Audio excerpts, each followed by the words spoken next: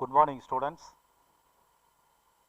மேல்நிலை 2ஆம் ஆண்டு கணினி அறிவியல் அலகு 2 பாடம் 6 கட்டுப்பாட்டு கட்டமைப்புகள் பார்ட் 3. கடந்த வகுப்பில் நாம் கற்ற பாடத்தை நினைவு கூறுவோம். கட்டுப்பாட்டு கட்டமைப்புகள், கண்ட்ரோல் ஸ்ட்ரக்சர்ஸ். இந்த தலைப்பின் கீழாக 3 விதமான கூற்றுகளை பார்த்தோம். அவை வரிசைமுறை கூற்றுகள் சீக்வென்சியல், மாற்று அல்லது கிளைப்பிரிப்பு கூற்றுகள் ஆல்டர்னேட்டிவ் ஆர் பிரான்ச்சிங் ஸ்டேட்மெண்ட்ஸ், மூன்றாவதாக பன்முறை செயல் அல்லது மடக்கமைப்பு இட்டரேட்டிவ் ஆர் லூப்பிங் ஸ்ட்ரக்சர். இதில் மாற்று அல்லது கிளைப்பிரிப்பு கூற்றுகளில் 3 விதமான கூற்றுகளை பார்த்தோம். அது சிம்பிள் இஃப் கூற்று, ஈஃப் எல்ஸ் கூற்று, ஈஃப் எலிஃப் எல்ஸ் என்ற நெஸ்டட் கூற்று.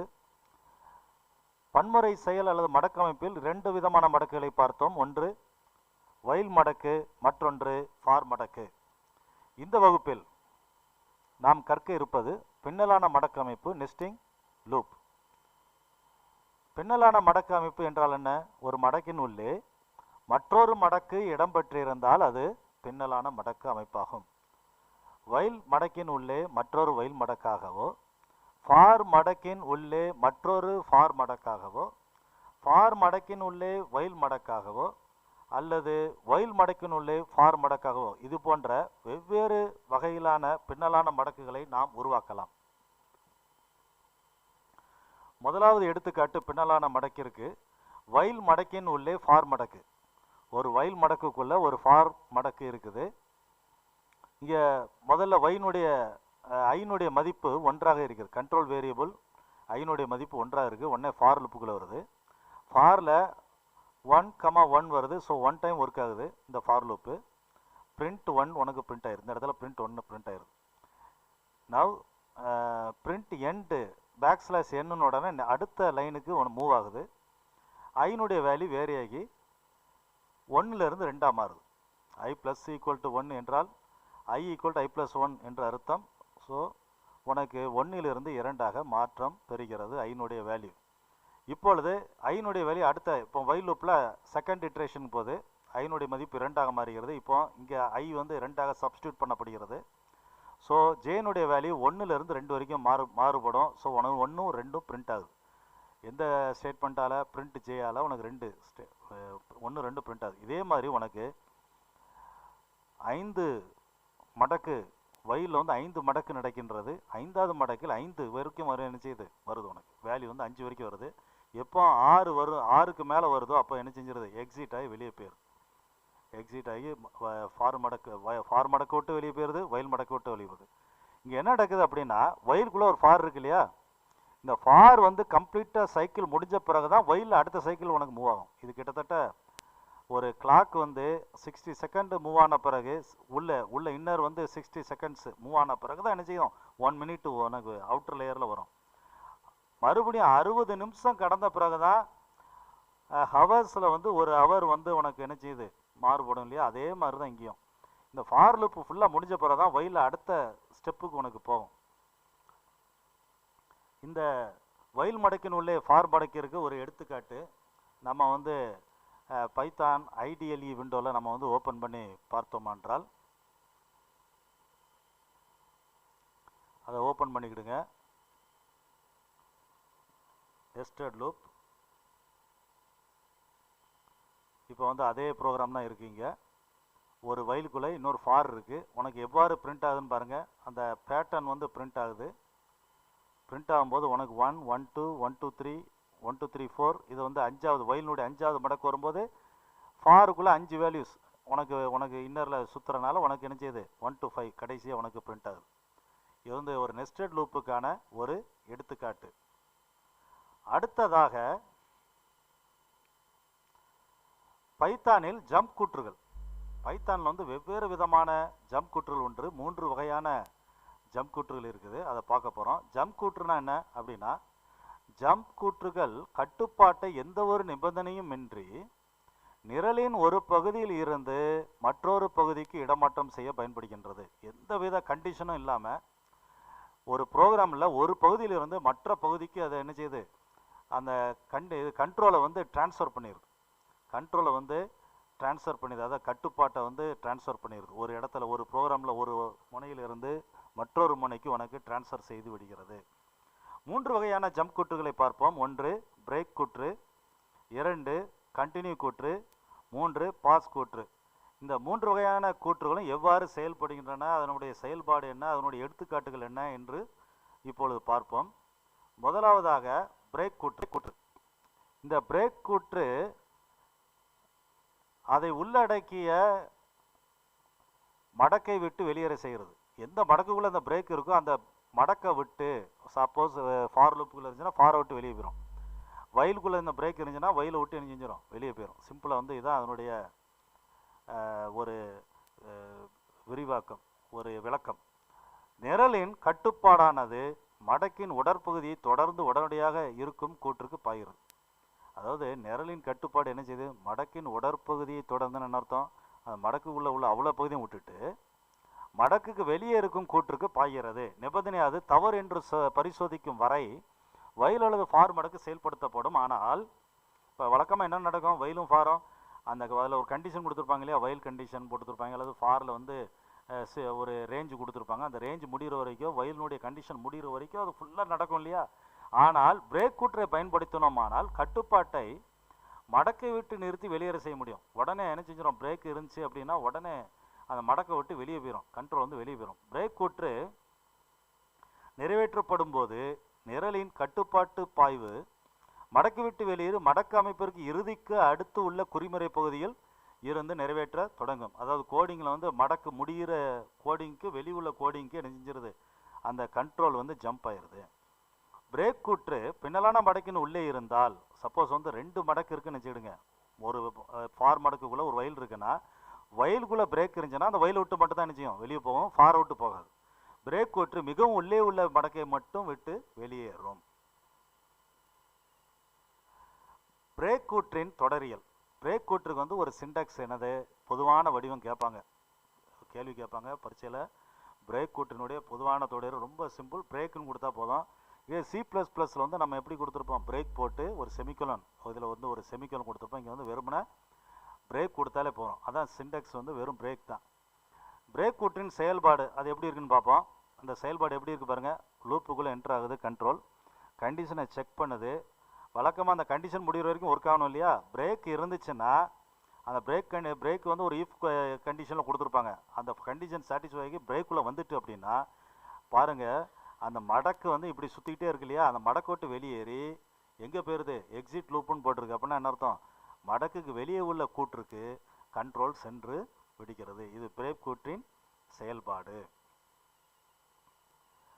ஃபார் மடக்கு மற்றும் வயல் மடக்கினுள் பிரேக் கூற்றின் செயல்பாடு எவ்வாறு உள்ளது என்று கீழே கொடுக்கப்பட்டுள்ளது. இப்போ ஃபார்லையும் வயலும் கொடுத்துருக்கோம். முதல்ல ஃபாரில் பார்ப்போம். ஃபாரில் வந்து ஒரு ஈஃப் கண்டிஷன் கொடுத்துருக்காங்களே, அந்த கண்டிஷன் சாட்டிஸ்ஃபை ஆனாலும் பிரேக் ஒர்க் ஆகும். பிரேக் ஒர்க் ஆன உடனே என்ன செய்யுது பாருங்கள், இந்த இது எப்படி வேலை செய்யுதுன்னு பாருங்கள். கோடு இன்சைட் ஃபார் லூப்பை கம்ப்ளீட்டாக விட்டுரும். ஃபார் லூப்புக்குள்ளே இருக்கிற எந்த கோடிங் இருந்தாலும் அதை விட்டுட்டு இம்மிடியேட்டாக அந்த ஃபாருக்கு வெளியே உள்ள கோடிங்க்கு என்ன செய்யுது, அதாவது கோடு அவுட் சைட் ஃபார் லூப்புன்னு போட்டிருக்கு இல்லையா, அப்படின்னா என்ன, ஃபார் லூப்புக்கு வெளியே உள்ள கோடிங்க்கு கண்ட்ரோல் வந்து ஜம்ப் ஆயிருக்கு. இதே போல் வயலுக்கு பாருங்கள், வயல்லையும் பார்த்தீங்கன்னா ஒரு பிரேக் வந்து வயலுக்குள்ளே வச்சுருக்காங்க. இந்த கண்டிஷன் சாட்டிஸ்ஃபை ஆனவுடனே, ஈஃப் கண்டிஷன் சாட்டிஸ்ஃபை ஆனவுடனே பிரேக் வந்து ஒர்க் ஆகும். ஒர்க் ஆன உடனே என்ன செய்யுது, இந்த வயலுக்குள்ளே எல்லா கோடிங்கும் விட்டுட்டு வயலுக்கு வெளியே உள்ள கோடிங்க்கு கண்ட்ரோலை ட்ரான்ஸ்ஃபர் பண்ணிடுது. அதாவது கோடு இன்சைடு வயல் லூப்பில் உள்ள அத்தனை கோடிங்கும் விட்டுட்டு கோடு அவுட் சைடு த வயல் லூப்புக்கு கண்ட்ரோல் ட்ரான்ஸ்ஃபர் செய்யப்படுகின்றது. இது என்னது, ஃபார் மற்றும் வயல் மடக்கினுள் பிரேக் எவ்வாறு செயல்படுகின்றது என்பதற்கான ஒரு விளக்கம். இப்போ ஒரு எடுத்துக்காட்டு பார்க்க போகிறோம். இந்த எடுத்துக்காட்டில் ஃபார் மடக்கின் உள்ளே பிரேக் கூற்றின் பயன்பாட்டை விளக்கிறது. அதாவது ஒரு ஃபார் இருக்குது, இந்த ஃபாருக்குள்ள வந்து ஒரு பிரேக் கொடுத்துருக்காங்க பாருங்கள். இது எப்படி இருக்குது பாருங்கள். ஃபார்வேர்ட் இன் ஜம்ப் ஸ்டேட்மெண்ட்னா என்ன அர்த்தம், இங்கே வந்து எப்படி எக்ஸ்ட்ராக்ட் ஆகும், இல்லை கடந்த வகுப்புலேயே பார்த்தோம். ஒவ்வொரு எழுத்தாக எக்ஸ்ட்ராக்ட் பண்ணி, அப்போ இதில் பார்த்தீங்கன்னா 1 2 3 4 ஸ்பேஸையும் எடுத்துக்கிடுங்க. 5 6 7 8 9 10 11 12 13 14 இருக்கு இல்லையா. 14 டைம்ஸ் இந்த லூப் ஒர்க் ஆகும். எது, இந்த ஃபார் வந்து வழக்காமல் ஒர்க் ஆகணும். ஆனால் என்ன நடக்குது, இஃப் வேர்ட் ஈக்குவல் டு, இந்த வேர்டுனுடைய மதிப்பு வருது, முதல்ல ஜே இருக்கும், அடுத்த யூ இருக்கும், நெக்ஸ்ட் இட்ரேஷனில் எம் இருக்கும், அடுத்த இட்ரேஷனில் பி இருக்கும், அப்படியே வந்துக்கிட்டே அடுத்த இட்ரேஷனில் பிளாங்க் ஸ்பேஸ் இருக்கும், அடுத்த எஸ் இருக்கும், டி இருக்கும். எப்போ ஈன்னு வருதோ அப்போ பிரேக்குன்னு கொடுத்துருக்கு இல்லையா. ஸோ இங்கே பாருங்கள், உனக்கு எது வரைக்கும் பிரிண்ட் ஆகிருக்கு பாருங்கள், ஜம்ப் ஸ்டார்ட்டோட நிப்பாட்டிக்கிட்டு எங்கேருந்து ஈ வருதோ அந்த ஈ ஏன்னா ரெண்டாவது ஈயில் ஃபஸ்ட்டு ஈ எப்போ வருதோ அப்போவுமே அதை விட்டு வெளியே வந்துடுது, இந்த மடக்கை விட்டு வெளியே வந்துடுது. இந்த நிரலை வந்து நம்ம வந்து ஐடிஎல்இ விண்டோவில் நம்ம வந்து எடுத்துக்காட்டை பார்ப்போம். அதில் வந்து நீங்கள் ஓப்பன் பண்ணிக்கிடுங்க. பிரேக் இன்சைட் ஃபார் லூப் இதை ஓப்பன் பண்ணிக்கிடுங்க. ஏற்கனவே தட்டச்சு செய்யப்பட்டுள்ளது. இந்த ப்ரோக்ராம் வந்து this is use to illustrate the use of break statement inside the for loop. அப்படின்னா என்ன அர்த்தம்? இது வந்து எதுக்கான விளக்கம்? இல்லுஸ்ட்ரேட்னா விளக்கம் எதுக்கான விளக்கம்? பிரேக் ஸ்டேட்மெண்ட் வந்து ஒரு ஃபார் லூப்புக்குள்ளே இருக்குது. அப்போ வந்து இதில் பார்த்தீங்கன்னா இந்த பிரேக் ஸ்டேட்மெண்ட் வந்து என்ன செய்யுது, ஒரு ஃபார் லூப்புக்குள்ளே, ஃபார் லூப் வந்து இதுலேருந்து எங்கே முடியுது, இந்த இடத்துல வரைக்கும் முடியுது. ஏன்னா அப்போ ஈ வந்த உடனே உனக்கு ஜம்ப் ஆயிடுது. இப்போ வந்து ரன் பண்ணி பார்ப்போமா? ஈ பிரிண்ட் ஆகுதான்னு பாருங்கள். ஈ பிரிண்ட் ஆகலை. முதல் ஈ எங்கே இருக்கோ அதுலேருந்து மீதி உள்ள கேரக்டர் எல்லாத்தையும் விட்டுடுது. அப்படின்னா என்ன அர்த்தம்? அந்த மடக்கை விட்டு வெளியேறி விடுகிறது. பிரேக் ஸ்டேட்மெண்ட் வந்து மடக்கை விட்டு வெளியேற்றுகிறது. நிபந்தனையை கட்டுப்பாட்டை மடக்கை விட்டு வெளியேற்றுகிறது. இது பிரேக் ஸ்டேட்மெண்ட் வந்து ஒரு ஃபார் லூப்புக்குள்ள எப்படி இருக்கிறது என்பதற்கான ஒரு எடுத்துக்காட்டை நாம் பார்த்தோம். இன்னொரு எடுத்துக்காட்டு, பிரேக்கின் மடக்கின் உள்ளே ஃபார் மடக்கின் உள்ளே பிரேக் கூற்று இருக்கிறது. இதில் எல்ஸும் சேர்ந்துருக்கு பாருங்க. ஆக்சுவலாக வந்து ஃபார் வந்து எல்ஸோட சேர்ந்தா வரும். நமக்கு பிரேக் வந்து நீங்கள் என்ன அப்படின்னா ஃபார் வந்து எல்ஸினுடைய ஒரு பகுதி தான். ஸோ பிரேக் எப்போ யூஸ் பண்ணுறோமோ அப்போ எல்ஸும் ஒர்க் ஆகாது. பாருங்கள், இந்த இடத்துல எல்ஸ் ஒர்க் ஆகிருக்கான் பாருங்கள். எல்ஸ் ஒர்க் ஆகிடுச்சுன்னா எது வரும்? எண்ட் ஆஃப் தி லூப்னு சொல்லி பிரிண்ட் ஆகணும். ஆனால் எண்ட் ஆஃப் தி லூப் வந்து பிரிண்ட் ஆகவில்லை. அதுக்கு வெளியே இருக்கிற உடற்பகுதியை விட்டு வெளியே இருக்கிற அந்த கூற்றுக்கு தான் கண்ட்ரோல் சென்றுட்டு. அதனால தான் உனக்கு வந்து ஈக்கு அப்புறம் ஒன்றுமே பிரிண்ட் ஆகாமல் நேரம் எங்கே வந்துட்டு பாருங்கள், எண்ட் ஆஃப் தி ப்ரோக்ராம் வந்துட்டு. எண்ட் ஆஃப் தி லூப் வந்து உனக்கு பிரிண்ட் ஆகவில்லை. ஆனால் எது உனக்கு வந்து டிஸ்பிளேயில் இருக்குது? எண்ட் ஆஃப் தி ப்ரோக்ராம் வந்துட்டு. ஜம்ப் ஸ்டார்ட்டுக்கு அப்புறம் எண்ட் ஆஃப் த ப்ரோக்ராம் உனக்கு டிஸ்பிளே ஆகிவிட்டது. அப்போ வந்து எல்ஸ் கூற்றும் ஒர்க் ஆகாது. எப்போ பிரேக் ஒர்க் இருக்குதோ, ஃபாருக்குள்ளே இருக்கோ, அப்போ வந்து எல்ஸு கூற்றும் என்ன செய்யாது, உனக்கு ஒர்க் செய்யாது. இதை வந்து நம்ம ஐடிஎல்இ விண்டோவில் நம்ம வந்து பார்ப்போம். ஐடிஎல்இ விண்டோவில் நம்ம வந்து ஓப்பன் பண்ணிக்கிடுவோம். Break example inside for loop example 2 இது ஓப்பன் பண்ணிக்கிடுங்க. Break this program illustrate to the use of break statement inside the for loop. Forward in jump statement கொடுத்துருக்கு. அதுக்குள்ளே ஒரு பிரேக் ஸ்டேட்மெண்ட் கொடுக்கப்பட்டிருக்கு. இதில் எல்ஸும் சேர்ந்து வருது. அதுதான் முக்கியம். இதில் எல்ஸும் சேர்ந்து வருது. எல்ஸ் ஒர்க் ஆகாமல் நேரம் உனக்கு வந்து இ வரைக்கும் பிரிண்ட் ஆகிட்டு, ஸ்டார்ட் வரைக்கும் பிரிண்ட் ஆகிட்டு உனக்கு இ எப்போ வருதோ அப்போ வந்து என்ன செய்யுது, அந்த ஃபார் மடக்கு வந்து இதுலேருந்து ஆரம்பித்து இது வரைக்கும் உண்டு. அதை விட்டு வெளியேறி அவுட்டருக்கு கூற்றுக்கு, வெளியே உள்ள கூற்றுக்கு கண்ட்ரோல் ட்ரான்ஸ்ஃபர் செய்யப்படுகின்றது. அப்போ வந்து எண்ட் ஆஃப் தி ப்ரோக்ராம் உனக்கு ஒர்க் ஆகுது. இதை ரன் பண்ணி பாருங்கள், தெரியும். ரன் பண்ணால் எப்படி வருது? ஜம்ப் ஸ்டார்ட்னு வருது இல்லையா? முடிஞ்சவன் எண்ட் ஆஃப் தி லூப் வரல. எது வந்திருக்கு? மடக்குக்கு வெளியே உள்ள கூற்று உனக்கு டிஸ்பிளே இருக்குது. End of the program. இது வந்து எதுக்கான ஒரு எடுத்துக்காட்டு? பிரேக் ஸ்டேட்மெண்ட் வந்து ஃபார் லூப்பில் இருக்குது. அதற்கான எடுத்துக்காட்டு. ஆல்சோ எல்ஸும் உனக்கு கொடுக்கப்பட்டுள்ளது. அடுத்தது கண்டினியூ கூற்று. கண்டினியூ கூற்று வந்து பிரேக்கை விட கொஞ்சம் வித்தியாசம். எப்படின்னா கண்டினியூ கூற்று வந்து என்ன செய்யும் அப்படின்னா, அது எப்போ ஒர்க் ஆகுதோ அப்போ வந்து உனக்கு வந்து அதுக்குள்ளே தான் இருக்கும், மடக்குக்குள்ளே தான் இருக்கும். ஆனால் அந்த மடக்கின் அந்த சைக்கிளை மட்டும் விட்டுரும்.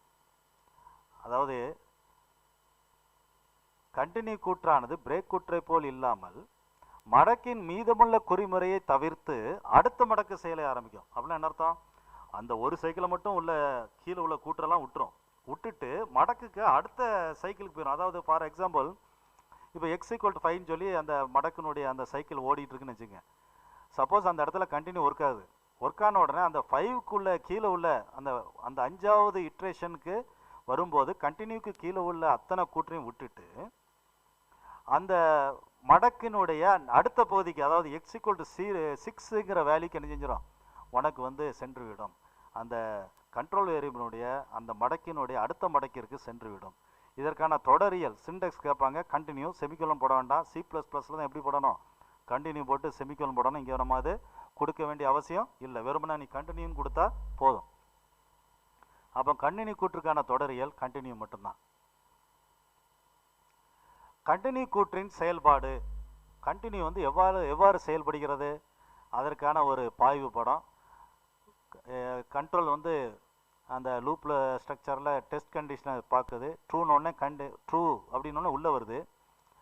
கண்டினியூ செக்ஷன் வந்து அது ஈஃப் கண்டிஷனில் இருக்கும் வழக்கமாக. அது எப்போ ட்ரூ ஆகுதோ அப்போ என்ன செய்யுது, அந்த remaining body of the loop வந்து விட்டுருது. நல்லா கவனிங்க, அந்த குறிப்பிட்ட இப்போ வயல் மடக்குனா வயல் மடக்கு, ஃபார் மடக்குனா ஃபார் மடக்குள்ள உள்ள அந்த மீதிய கண்டினியூக்கு பிற்பாடு உள்ள அந்த பகுதியை மட்டும் விட்டுட்டு அடுத்த சைக்கிளுக்கு போயிருது. மடக்குக்குள்ளே தான் இருக்குது. ஃபார் எக்ஸாம்பிள் இப்போ வந்து எக்ஸனுடைய வேல்யூ 5 இருக்குன்னா அடுத்த சைக்கிளுக்கு போயிருது, 6க்கு போயிருது. அப்போ பாடி ஆஃப் த லூப்பில் உள்ள ரிமைனிங் பார்ட்டை விட்டுட்டு அடுத்த சைக்கிளுக்கு உனக்கு செல்லுது. ஆனால் பிரேக் என்ன செய்யும் பார்த்தீங்கன்னா, இந்த இடத்த விட்டு எக்ஸிட் த லூப் ஆயிரும், லூப்பை விட்டு எக்ஸிட் ஆகி வெளியே போயிடும். அதான் ரெண்டுக்கும் அப்போ வந்து கேட்பாங்க, பிரேக் கூட்டுருக்கும் கண்டினியூ கூட்டுருக்குள்ள வேறுபாடு என்ன என்று கேட்பாங்க. கேட்டால் இதான் ஒன்று சொல்லணும், பிரேக் வந்து அந்த மடக்கை விட்டே உனக்கு வெளியே சென்று விடுகிறது.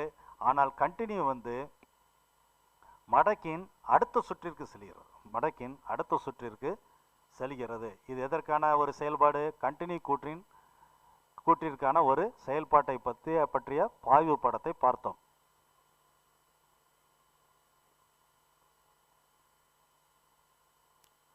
அடுத்ததாக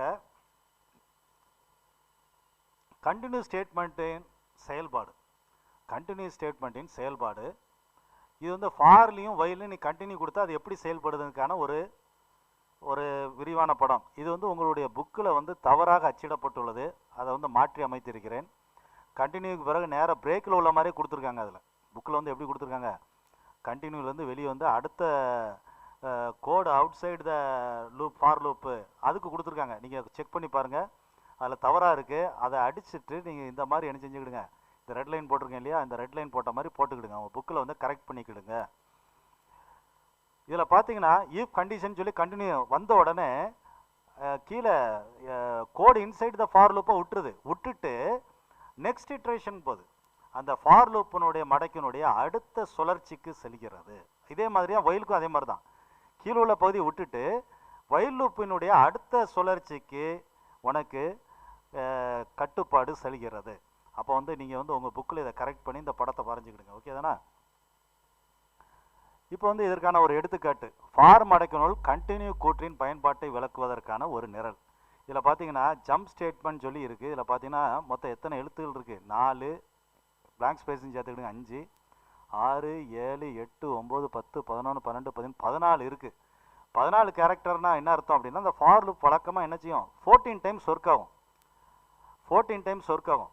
இந்த 14 டைம்ஸ் ஒர்க் ஆகும்போது வழக்கமாக வந்து உனக்கு வெளியீடு இந்த மாதிரி தான் இருக்கும். ஜம்ப் ஸ்டேட்மெண்ட் சொல்லியிருக்கோம். இது வந்து புக்கில் உங்கள் புக்கில் இந்த நிரலுக்கான வெளியீடு வந்து தவறாக அச்சிடப்பட்டுள்ளது. அதை நீங்கள் வந்து இந்த மாதிரி மாற்றிக்கிடுங்க.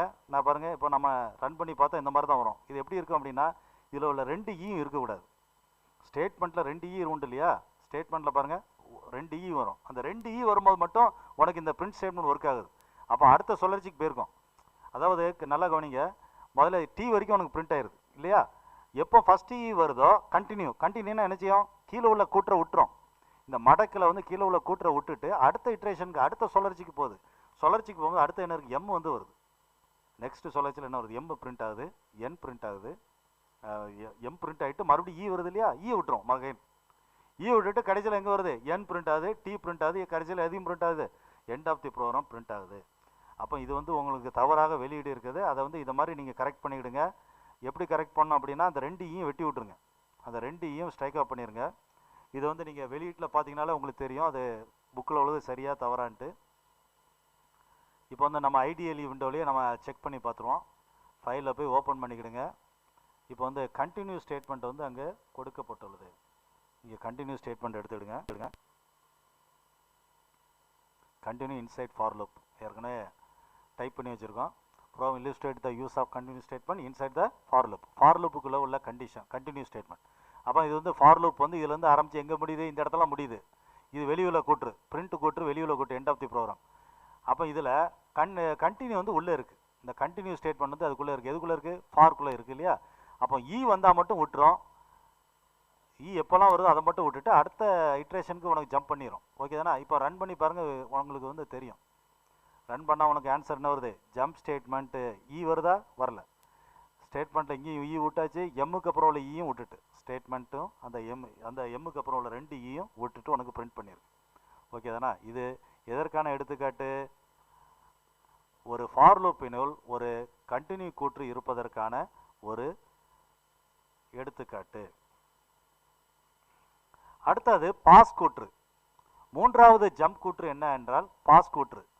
பாஸ் கூற்று வந்து ஒரு நல் கூற்று. நிரல் பெயர் பி கம்பைலர், நிரல் பெயர் பி நிரல் பெயர் பினா கம்பைலர் பாஸ் கூற்றை நிறைவேற்றும் பொழுது, அதாவது எக்ஸிக்யூட் பண்ணும்போது அந்த கூற்றை முழுவதுமாக புறக்கணித்து விடும். பார்த்தீங்கன்னா அதுக்கு பாஸை வந்து முழுசுமாக புறக்கணிச்சிடும். பாஸ் கூற்றை இயக்கும்போது எந்த செயல்பாடும் என்ன செய்யாது, இருக்காது. ஈவ் கூற்றிலும் மடக்கினுள்ளும் எந்த கட்டளையும் அல்லது கூற்றையும் நிறைவேற்ற வேண்டாம் என நினைக்கும் போது பாஸ் கூற்று இயக்கப்படுகிறது. ஒரு ஈவ் கூற்றுக்குள்ளேயோ அல்லது ஒரு ஃபார் கூற்றுக்குள்ளேயோ அதுக்குள்ளே எதுவுமே நீங்கள் நிறைவேற்ற வேண்டாம்னு நினச்சிங்கன்னா நீங்கள் எதை யூஸ் பண்ணிக்கலாம்? பாஸ் கூற்றை நீங்கள் நம்ம யூஸ் பண்ணிக்கலாம்.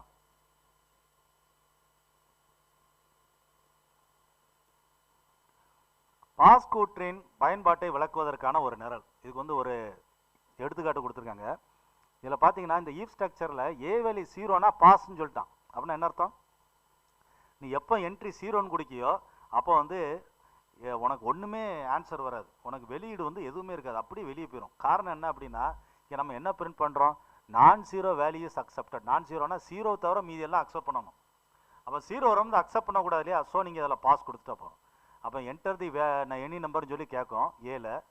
இது ஏற்கனவே நம்ம வந்து 5வது லெசன்லே பார்த்தோம். A equal to int of input of enter என்டி எனி நம்பர்னு கொடுத்துருக்கல. அப்படின்னா என்ன அர்த்தம்? என்ன வேல்யூ கீபோர்டில் கொடுக்குறது அது எதுக்கு அசைன் ஆகும்? ஏ. சப்போஸ் நீ 0 கொடுத்தீங்கன்னா எதுவுமே உனக்கு வராது, டிஸ்பிளேல எதுவுமே வராது. இப்போ நம்ம பார்க்க போகிறோம் ஐடிஎல் விண்டோவில் எதுவுமே வராது. 3 கொடுத்தா என்ன சொல்லுது? நான் 0 வேல்யூஸ் அக்செப்டட். அப்போ என்ன செய்யுது? உனக்கு எல்ஸ் கேஸ் ஒர்க் ஆகி நான் 0 வேல்யூஸ் அக்செப்டட்னு சொல்லி உனக்கு ஆன்சர் உனக்கு வந்துடுது. மேற்கண்ட நிரலை இயக்கும் போது உள்ளீட்டின் மதிப்பு 0 எனில் ஒரு செயலும் நடைபெறாது. அதான் முக்கியம். நீ 0 கொடுத்தீங்கன்னா ஒன்றுமே நடக்காது.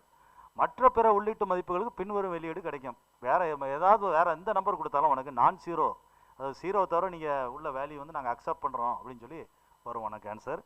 இது வந்து ஒரு ஐடியலி விண்டோவில் நம்ம ஓப்பன் பண்ணி பார்ப்போம்.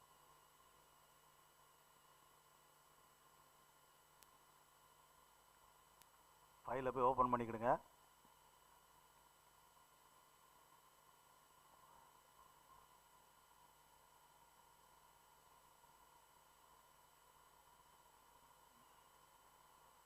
ஒரு பாஸ் ஸ்டேட்மெண்ட் இருக்குது. ஈஃப் ஏ ஈக்குவல் 0 பாஸ்ன்னு சொல்லியிருக்கேன். ஏற்கனவே சொன்னோம்.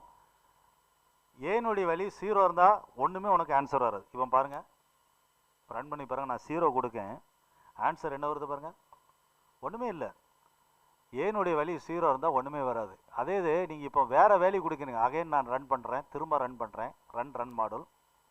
இப்போ நான் வேறு வேல்யூ கொடுக்கேன், 55 கொடுக்கேன். இது வந்து நான் 0 இல்லையா? 0 கிடையாது. 55ங்கிறது ஒரு நம்பர், 0 கிடையாது. உனக்கு ஆன்சர்னு வருது நான் 0 வேல்யூ இஸ் அக்செப்டட். ஸோ நீங்கள் வந்து என்ன செஞ்சுக்கலாம்? சப்போஸ் இதை வந்து செயல்படுத்த வேண்டாம், அந்த ஈஃப் ஸ்ட்ரக்சரை செயல்படுத்த வேண்டாம் அப்படின்னு நினைக்கும் போது நீங்கள் எதை யூஸ் பண்ணிக்கலாம்? நீங்கள் பாஸை வந்து நீங்கள் யூஸ் பண்ணிக்கலாம். இது எதற்கான ஒரு எடுத்துக்காட்டு? பாஸ் ஸ்டேட்மெண்ட்டுக்கான ஒரு எடுத்துக்காட்டு.